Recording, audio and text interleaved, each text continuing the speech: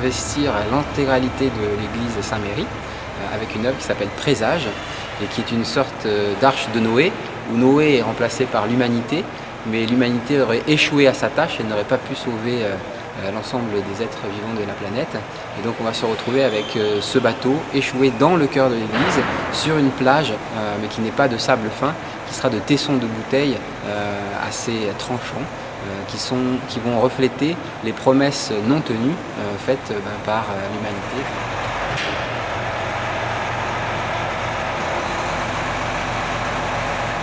Et l'idée donc c'était de pouvoir le ramener,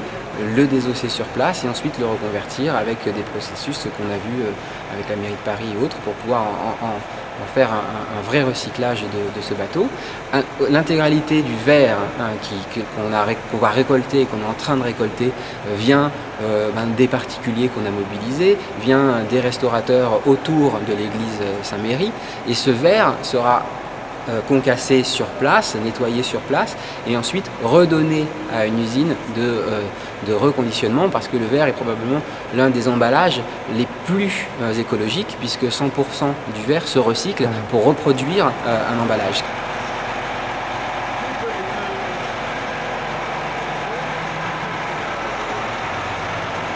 On aura le son de l'église, de l'orgue qui va apparaître sous un certain cycle, où l'accord le plus grave de l'orgue va retentir telle une corne de brume dans l'horizon, et va venir traverser depuis l'extérieur de l'église un faisceau lumineux qui viendra accompagner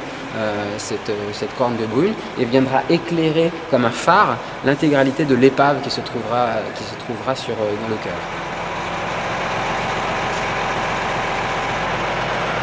Ça peut être interprété comme une vision pessimiste, mais c'est probablement,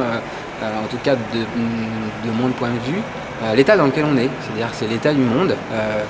Aujourd'hui, on le laisse à l'abandon, on s'en occupe assez peu par rapport à la production et l'activité et la consommation humaine.